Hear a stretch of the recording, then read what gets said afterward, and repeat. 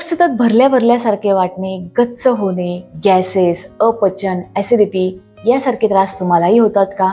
तर त्यावर कोणती उपयुक्त योगासने, प्राणायाम व घरगुती उपाय करता येईल याविषयीच आपण संपूर्ण माहिती घेणार आहोत. त्यासाठी व्हिडिओ शेवटपर्यंत नक्की पहा. नमस्ते, स्वास्थानंदम मराठी आपल्या यूट्यूब चॅनलवर सर्वांचे मनापासून स्वागत. चॅनलवर नवीन असाल तर चॅनलला सबस्क्राईब करा. प्रत्येक नवीन व्हिडिओ हा तुमच्यापर्यंत पोहोचण्यासाठी बेल नोटिफिकेशन जरूर प्रेस करा.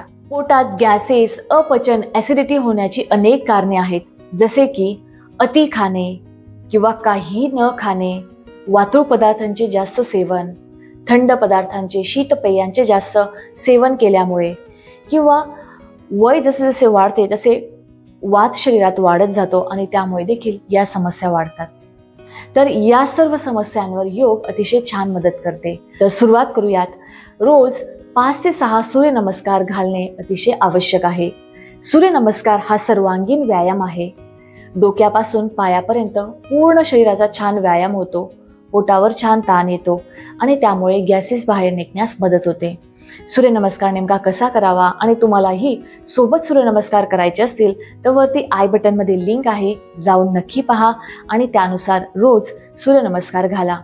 तुम्हाला त्यामुळे वजन कमी झालेले दिसेल, पोटातील जो काही वाढता गॅस असेल तो कमी झालेला दिसेल आणि त्यामुळे अनेक तुम्हाला फायदे जाणवतील. तर नक्की सूर्यनमस्कार रोज करा, त्याचा तुम्हाला फायदा होईल.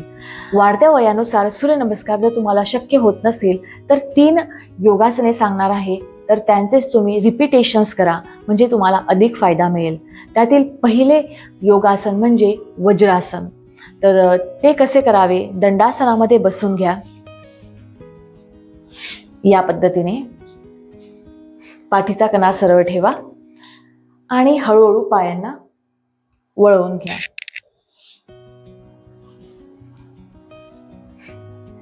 अशा पद्धतीने दोन्ही पायाचे अंगठे जोडून घ्या आणि व्यवस्थित आपल्या टाचा बाहेर काढून व्यवस्थित पोटऱ्यांवर बसून घ्या. पाठीचा कणा सरळ.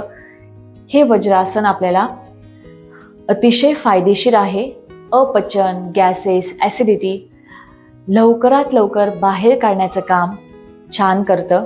समजा तुम्हाला गुडघेदुखीचा त्रास असेल आणि हे आसन करता येत नसेल, शक्य होत नसेल, तर तुम्ही उशीचा वापर देखील करू शकतात. तर अशी उशी घ्या आणि दोघी पायांमध्ये या पद्धतीने ठेवा आणि तुम्ही आरामदायकरित्या यावर बसू शकतात. अतिशय रिलॅक्स वाटते, कोणताही प्रकारचा आपल्याला ताण जाणवत नाही आणि आपण जास्त वेळ सहज या आसनात बसू शकतो. तर तुम्हीही ट्राय करा आणि या आसनात जरूर बसा. वज्रासन आपल्याला कधी करायचे आहे? तर रोज सकाळ व संध्याकाळ जेवण झाल्यानंतर कमीत कमी 4 ते 5 मिनिटे तुम्ही या वज्रासनमध्ये बसा. तुमचा गॅस, ॲसिडिटीचा त्रास पहिल्या दिवसापासूनच कमी झालेला तुम्हाला दिसेल. नक्की ट्राय करा हे आसन आणि रोज जेवणानंतर या आसनाची सवय लावून घ्या. गॅस, अपचन, ॲसिडिटी यासारखे त्रास होणार नाहीत. आता दुसरं योगासन करणार आहोत, अर्धपवन मुक्तासन. त्यासाठी पाठीवर झोपून घ्या. दोन्ही हात या पद्धतीने मागे घ्या. हात एकमेकांमध्ये गुंफा.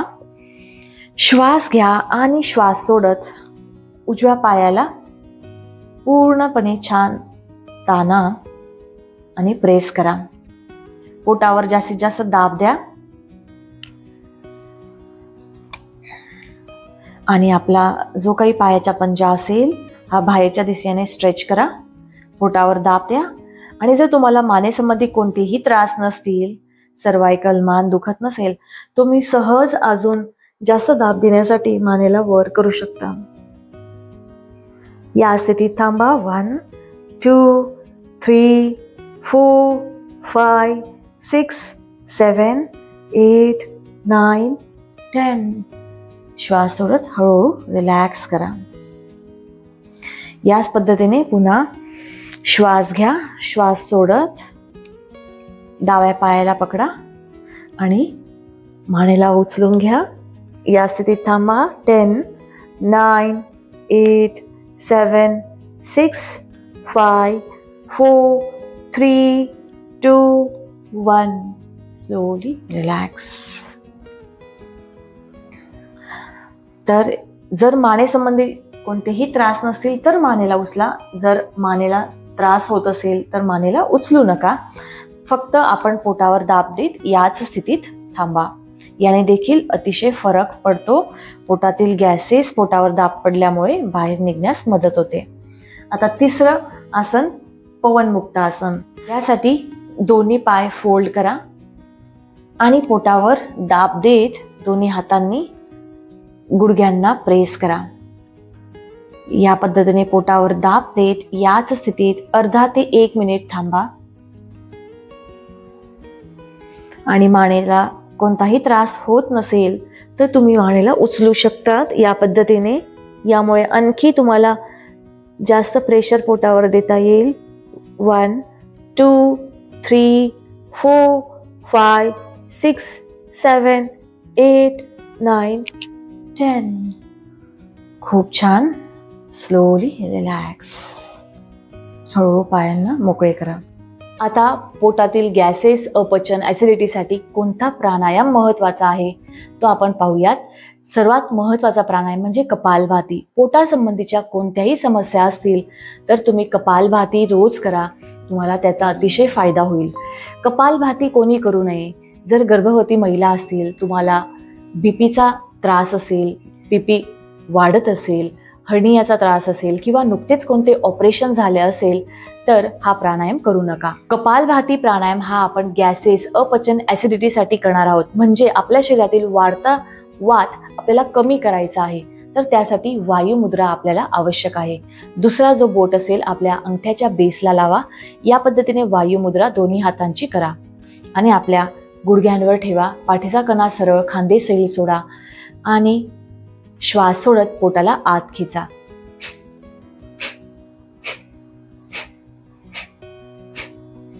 तुमच्या आवश्यकतेनुसार तुम्ही स्पीड वाढवू शकतात किंवा कमी करू शकतात.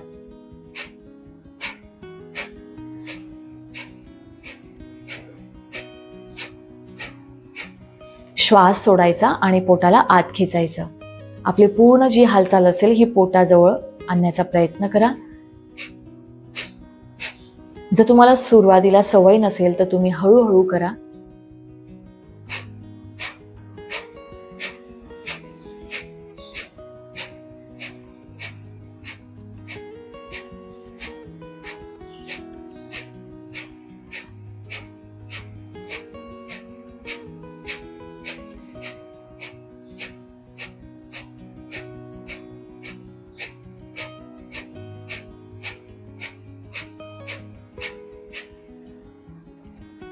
हळूहळू रिलॅक्स करा. दोन्ही हात एकमेकांवर घासून घ्या आणि डोळ्यांवर ठेवा. हळूहळू डोळे उघडून घ्या. तर अशा पद्धतीने हा प्राणायाम तुम्ही 4 ते 5 मिनिटे रोज करा. पोटासंबंधीच्या जे काही समस्या असतील तर गॅसेस, अपचन, ॲसिडिटी, पोट गच्च होतं तर ह्या सर्व समस्या निघून जातील. आपलं अग्नी हा मंदावतो, त्यामुळे देखील आपले पचन व्यवस्थित होत नाही. तर त्यामुळे त्या अग्नीला प्रज्वलित करण्याचं उत्तम काम कपालभाती करतो. ही फक्त प्राणायाम नाही तर एक क्लिन्झिंग क्रिया पण आहे, शरीर शुद्धी क्रिया पण आहे. शरीराला आतून शुद्ध करतं.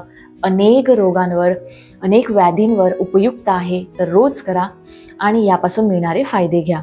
गॅस, अपचन, ॲसिडिटी यासाठी 2 घरगुती उपाय आपण पाहणार आहोत. त्यातील पहिला उपाय म्हणजे ओवांचं सेवन. ओवा कधी खायच्या? ओव्यांना व्यवस्थित भाजून घ्या आणि त्यानंतर जेवण झाल्यानंतर 1 चमचा कोमट पाण्यासोबत चावून चावून खा. असे केल्यामुळे तुमचे पचन देखील छान होईल आणि शरीरातील वात निघून जाण्यास मदत होतो. ओवा त्यावर अतिशय छान काम करतो. ओवामध्ये थायमिन नावाचा घटक असतो आणि तो वात कमी करण्यासाठी उपयुक्त ठरतो. तर नक्की ओवा तुम्ही जेवण झाल्यावर खा. तुम्हाला नक्कीच त्याचा फायदा मिळेल. आणि दुसरा उपाय म्हणजे रोज झोपण्याआधी पायांना छान तेल लावा, पादाभ्यंग करा. पायांना तेल लावून तुम्ही हाताने त्यांना चोळा किंवा तुमच्याजवळ कास्य वाटी असेल तर त्याने देखील तुम्ही तुमचे पाय चोळू शकता.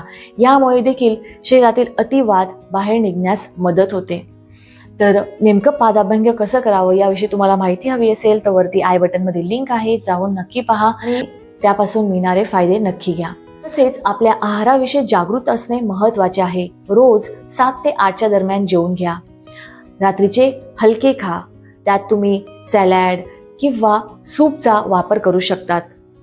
जेवण झाल्यावर शतपावली करा व वातूळ पदार्थांचे सेवन कमी करा. मैदा, साखर यासारखे प्रोसेस फूड यापासून दूर राहा आणि स्वतःला स्वस्थ ठेवा. आपले पोट खराब होणार नाही याकडे जास्तीत जास्त लक्ष असू द्या. रोजच्या रोज पोट साफ कसे होईल या पद्धतीनेच आपले पदार्थांचे सेवन करा. तर आशा करते हा व्हिडिओ तुम्हाला नक्की उपयुक्त ठरेल. लाईक करा, जास्तीत जास्त लोकांपर्यंत शेअर करा. अजूनही चॅनलला सबस्क्राईब केलं नसेल तर नक्की सबस्क्राईब करा. प्रत्येक व्हिडिओ तुमच्यापर्यंत पोहोचण्यासाठी बेल नोटिफिकेशन जरूर प्रेस करा. पुन्हा भेटूया पुढच्या व्हिडिओमध्ये एक नवीन विषय घेऊन. तोपर्यंत स्वस्थ राहा, मस्त राहा, योग करा. हरिओम.